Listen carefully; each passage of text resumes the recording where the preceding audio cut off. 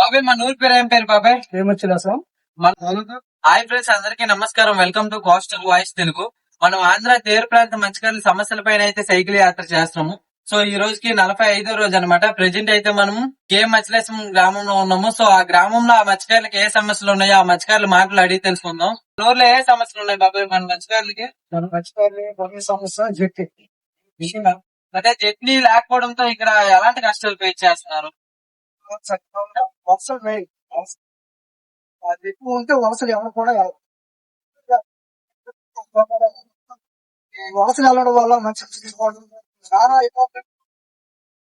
అంటే అక్కడ ఇక్కడ అంటే జట్నీ లేకపోవడంతో గడ్డలు దాటే సమయంలో ప్రాణాలు అయితే కోల్పోతున్నారు. కూలిపోవడానికి కూడా ఎక్కువ కూడా నామాలు కానీ కూడా చాలా చచ్చిపోతుంది. ఆ నెలలకు కూడా రాను చాలా మంది మేమైతే 6 సార్లు బస్సు సాగేసి రక్త కక్షతో అయిన వరకు కూడా నెలలకు వెళ్ళి రాకపోవడం చాలా ఇక్కడ ఎక్కువ ఎలాంటి కష్టాలు ఫేస్ చేస్తున్నారు జట్నీ లేకపోతే? చెట్లు లేకపోతే సముద్రం మనుషులు చనిపోవడం జరుగుతుంది. అందుకు ఇక్కడ చనిపోవడం భయం వల్ల ఏడ్ చేస్తారంటే ఎత్తు మెకనైజర్ బోట్లు ఉంటున్నాయి కాబట్టి గుజరాత్, వేరేవాల్, బొంబాయి ఇలాంటి ఊరు వెళ్ళిపోవడానికి ఎక్కువ శాతం ఆసక్తి చూపిస్తారు. అంటే వలసలు అరికట్టాలన్నా ఇక్కడ మినీ జట్నీలు అయితే ఖచ్చితంగా ఉండాలి. ఖచ్చితంగా మినీ చెట్టు అయినా ఫిషింగ్ హార్బర్ అయితే ఫస్ట్ మినీ చెట్టు అయినా ఉంచినట్టు వలసలు మాత్రం పూర్తిగా ఇంకొకటి ఏంటంటే మా ఆంధ్రప్రదేశ్ మత్స్యకారులు అందరం కోరుకునేది ఒకటే ఏంటంటే ప్రతి ఒక్క అంటే ఇతర రాష్ట్రాలతో పోల్చుకుంటే ఇక్కడ జట్నీలు అనేవి చాలా ఉండాలి. ఎందుకంటే చాలా ఎక్కువ తీర ప్రాంతం అయితే ఆంధ్రప్రదేశ్ ఉంది. కానీ ఇక్కడ మినీ చట్నీలు లేకపోవడంతో వలసలు అనేవి వెళ్తున్నారు. ఆ వలసలు తగ్గాలంటే ఇక్కడ మినీ చట్నీలు అయితే ఖచ్చితంగా ఉండాలి. అంటే 20 కిలోమీటర్లకు ఒకటైనా ఉండాలి. లేకపోతే ఒక 30 కిలోమీటర్లకు ఒకటి ఉందాం. ఎందుకంటే మా శ్రీకాకుళం ఇంతవరకు ఒకటి కూడా లేదు. శ్రీకాకుళం మత్స్యకారులు గానే చాలా ఎక్కువ వలసలు వెళ్తున్నారు. గూగుల్లో చెక్ చేసినా సరే శ్రీకాకుళం జిల్లా అంటే వలసల జిల్లాగా ఇప్పటికీ పేరు ఉంది. సో ఆ పేరుని మనము మార్చాలంటే ఇక్కడ మినీ చట్నీలు అయితే ఖచ్చితంగా ఏర్పాటు చేస్తారని మా గవర్నమెంట్ కోరుకుంటున్నాం. బాబాయ్ అలాగే మనకి మత్స్యకార భరోసా వల్ల ఇబ్బంది ఉన్నాయి.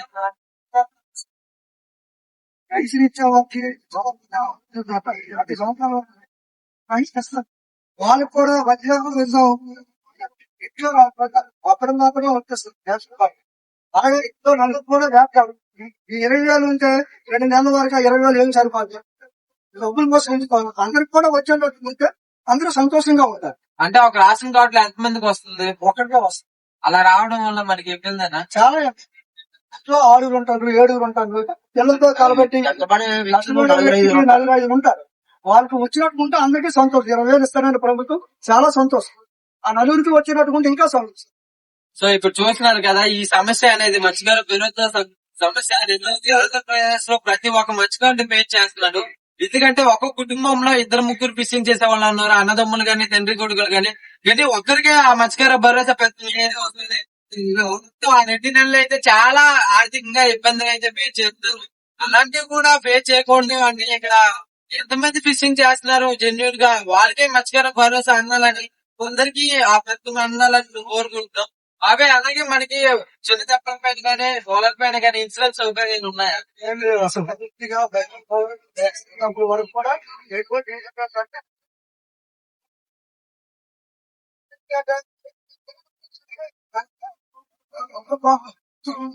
సంవత్సరం 3 సంవత్సరాలు ఉంటారు. చేయడానికి ఒక రోజు గా పోతుంది. ఇన్సూరెన్స్ ఉంటే ఎంతో కొంత అమౌంట్ వస్తుంది కదా. చాలా ఇబ్బంది. అంటే ఇన్సూరెన్స్ లేకపోవడంతో అంటే వాళ్ళు కలిసి హోమోగాని వచ్చేసాం మేము. గెట్టలు ఎలా వస్తాయో తెలియదు. ఆ గెట్టలు తాకిడికి ఆ తెప్ప అనేది తిరగబడిపోయి ఆ తెప్పలో ఉన్న వలలు గానీ అలాగే ఎమ్మెల్సీలు గానీ కనిపించకుండా అయిపోవడం, అలా మనిషి ఆ గెట్టల్లో పడిపోయినా సరే ఒక 2 తర్వాత ఆ బాడీ అనేది దొరకడం చాలా ఇబ్బందులు అయితే ఫేస్ చేస్తున్నారు. ఇన్సూరెన్స్ సౌకర్యం ఉంటే ఇలాగ మత్స్యకారులకి చాలా సేఫ్. ఎందుకంటే లక్షలాది పెట్టుకుని అయితే లాస్ట్ అయితే దయచేసి. కానీ అలాంటి అప్పుడు ఏంటంటే ఆస్తులు పోయేటప్పుడు మేము అప్పులు పాలవలసి వస్తుంది. ఆ కుటుంబాలు అయితే రోడ్డును పడాల్సి వస్తుంది. ఎందుకంటే ఇన్సూరెన్స్ సౌకర్యం లేకపోవడంతో. అదే ఇన్సూరెన్స్ సౌకర్యం ఉంటే ఆ తెప్పలు గానీ వలలు గానీ పోయినా సరే ఆస్తి నష్టం అనేది గవర్నమెంట్ నుంచి వస్తుందండి. మేము ఎంతో ధైర్యంగా అయితే ఉంటాము.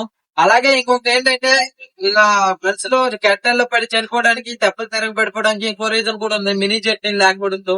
మినీ చట్నీలు ఉంటాయి ఇక్కడ అలాంటివి ఏమి జరగకుండా మా మత్స్యకారులు ఏ సమయంలో అయినా సరే ఆ ఫిషింగ్ అనేది చేసుకోవడానికి చాలా సేఫ్ గా ఉంటది. ఎందుకంటే ఏవుకన 3, 2, 4 ఆ టైంలో అయితే అంటే లోపలికి రాయికి వెళ్ళాలంటే ఆ టైంలో కట్టెల తెప్పలు అనేవి తీస్తారు. సో ఆ టైంలో తీసేటప్పుడు కెట్టాలు అనేవి సరిగ్గా కనిపివి. ఎందుకంటే చీకటి సమయం కాబట్టి ఆ సమయంలో ఎవరు ఎంతమంది బోట్లు తిరగబడిపోతే చెప్పలేము. సో మినీ చట్నీ అయితే ఖచ్చితంగా మాకు నిర్మిస్తారని కోరుకుంటున్నాం. బాబాయ్ అలాగే మన ఊర్లో కోల్డ్ స్టోరేజ్ లాంటివి ఏమైనా ఉన్నాయా? ఏం లేవు అసలు. ఐస్ ఇవన్నీ పూర్తి లేవు అసలు. అంటే కోల్డ్ స్టోరేజ్ లేకపోవడంతో మనం ఎటువంటి కష్టాలు ఫేస్ చేస్తాం. ఈ చేపలు వచ్చేవి అవి ఎక్కువ వీళ్ళు వచ్చి ఆ చేపలు తీసుకుని ఇవ్వచ్చు. తీసుకెళ్లేటప్పుడు అంటే అంటే ఇక్కడ ఇంకొకటి ఏంటంటే కోల్డ్ స్టోరేజ్ అంటే మాకు చేపలు నిల్వ చేసుకోవడానికి ఆ చేపలు నిల్వ చేసుకోవడానికి లేకపోవడంతో మాకు ఎక్కువ చేపలు అయినా సరే తక్కువ చేపలు అయినా సరే అంటే నైట్ సమయంలో వచ్చేటప్పుడు ఆ చేపల్ని సాగుకారులు కొనుక్కోవడము అలా కొనుక్కోవడంతో మేము ఎంతో కష్టపడి అయితే ఆ చేపలు పడతాం. ఆ చేపలు చల్లకపోతే మేము ఆ రోజు ఎంత నరకం అనిపిస్తున్నామో అది మా మత్స్యకారులకే తెలుసు. ఎందుకంటే చాలా కష్టపడి అయితే మేము చేపలు తెస్తాం కానీ ఆ చేపలు సరైన రేట్లు తీసుకోవడము అలాంటివన్నీ ఎందుకు జరిగిందంటే మా కోల్డ్ స్టోరేజ్ లేకపోవడంతో. అదే కోల్డ్ స్టోరేజ్ ఉంటే ఆ ఈ రోజు తెచ్చిన చేపల కోల్డ్ స్టోరేజ్ లో నిలువ చేసుకుంటే మా సిట్ రోజు అమ్మే అవకాశం ఉంటది. ఆ కోల్డ్ స్టోరేజ్ లేకపోవడంతో మా దగ్గర సాగుకారులు అనే వాళ్ళు ఆడుకుంటున్నారు. ఎక్కువ చేపలు అయితే 100 రూపాయలు కొంటే కేజీ ఒక 50 కూడా కాదు 20 తీసే రోజులు ఉన్నాయి. అలా తీయకుండా 100 రూపాయల చేప 100 రూపాయలకే తీయాలని అవ్వాలంటే ఇక స్టోరేజ్ లో ఉండాలి. ఎందుకంటే మేము వాళ్ళు కొనకపోతే మేము ఆ చేపలు వేస్ట్ అయిపోతాయి. అందుకోసం వాళ్ళు ఎంతంటే అంతకి ఇవ్వాల్సి వస్తుంది. అలా ఇవ్వాల్సి రాకూడదంటే మాకు మత్స్యకారులకి న్యాయం జరగాలంటే మేము చేసిన కష్టాలకు ఫలితం రావాలంటే ఇక్కడ కోల్డ్ స్టోరేజ్ అనేవి ఖచ్చితంగా ఉండాలని మా గవర్నమెంట్ ఏర్పాటు చేస్తారని మా గవర్నమెంట్ కోరుకుంటున్నాం. అంటే ఇంట్లో మన ఊర్లో ఏ సమస్యలు ఉన్నాయి? ఇంకా ఏం సమస్యలు అంటే ప్రధానంగా రోడ్డు రవాణా సమస్య అనేది ప్రధానంగా చాలా సంవత్సరాల నుండి రోడ్లు కూడా ఉండట్లేదు. ఆల్రెడీ మీరు వచ్చారు కదా, చూసారు కదా, మట్టి రోడ్లు ఉన్నాయి. ఆ రోడ్లు వేయవలసిందిగా ప్రభుత్వానికి కోరుతుంది. ఎందుకంటే రోడ్లు దానివల్ల చాలా యాక్సిడెంట్లు కూడా జరుగుతున్నాయి. దానివల్ల ప్రయాణికులు చాలా ఇబ్బంది పడుతున్నారు. అలాగే ప్రెగ్నెన్సీలు కూడా ఆ టైంలో ఆటోల మీద వెళ్ళడం, చాలా రోడ్లు బాగాలేకపోవడం వల్ల చాలా ఇబ్బంది జరుగుతుంది. సో చూస్తున్నారు కదా ఇక్కడ మత్స్యదేశం అలా రిబ్బలపాలెం ఇలాంటి గ్రామాలు ఇక్కడ ఒక 5 గ్రామాలు ఉన్నాయి. కానీ సరైన రోడ్డు సదుపాయం లేకపోవడంతో ఆ గ్రామస్తులు అయితే చాలా ఎక్కువ కష్టాలు అయితే ఫేస్ చేస్తున్నారు. మీకు నిన్నటి వీడియోలో చూపించాను ఆ రహదారి ఎలా ఉందనేసి. సో మీరు చూసారు కదా ఎంత దారుణంగా ఉందంటే ఆ రహదారి చాలా ఇబ్బంది అయితే ఫేస్ చేస్తుంది. నిన్న ఒక్క రోజుకే నీకు చాలా సైకిల్ పైన వచ్చేటప్పుడు డైలీ అదే రోడ్డు పైన అయితే వెళ్తున్నారు. ఊరికి అంటే శ్రీకాకుళం వెళ్ళినా సరే శ్రీకాకుళం నుంచి వచ్చినా సరే అదే రోడ్డు మార్గం వెంట అయితే వాళ్ళు వెళ్తున్నారు. కానీ ఆ రోడ్డు ఇప్పటికి కూడా ఏ గవర్నమెంట్ వచ్చినా సరే ఆ రోడ్డు వేయకపోవడంతో ఈ గ్రామస్తులు అయితే చాలా ఎక్కువ ఇబ్బందులు అయితే ఫేస్ చేస్తున్నారు. యాక్సిడెంట్లు గానీ ప్రెగ్నెన్సీ లేడీస్ కూడా హాస్పిటల్ తీసుకెళ్ళడానికి చాలా ఇబ్బందులు అయితే ఫేస్ చేస్తున్నారు. సో ఆ ఇబ్బందులు అన్ని క్లియర్ అవ్వాలంటే ఆ రోడ్డు అయితే ఖచ్చితంగా అవ్వాలని మా గవర్నమెంట్ కోరుకుంటున్నాం. అలాగే ఇప్పుడు వరకు మన సైకిల్ యాత్ర 5 రోజులు మీ అందరి ఆశీస్సులతో చక్కగా అయితే ముందుకు వెళ్తుంది. ఇలానే నెల్లూరు వరకే మన మత్స్యకారుల గ్రామాలు ఎన్ని ఉన్నాయో ఆంధ్రప్రదేశ్ లో ప్రతి ఒక్క గ్రామం వచ్చి ఆ గ్రామంలో ఏ సమస్యలు ఉన్నాయో ఇలానే ఆ ఊర్లో ఒకరు స్టే చేసి ఆ మత్స్యకారులకు ఉన్న సమస్యలు అయితే మీ అందరికి మొబైల్ ద్వారా అయితే చూపిస్తాను. సో మీరు ప్రతి ఒక్కరు ఆ సమస్యలు ఏంటంటే నా వంతు నేను ప్రయత్నం అయితే ప్రతి గ్రామంకి వెళ్లి వీడియో రూపంలో మీకు తీసుకొస్తాను. మీ వంతు సాయం ఏంటంటే ఆ వీడియోని అయితే షేర్ చేసి వైరల్ చేయండి.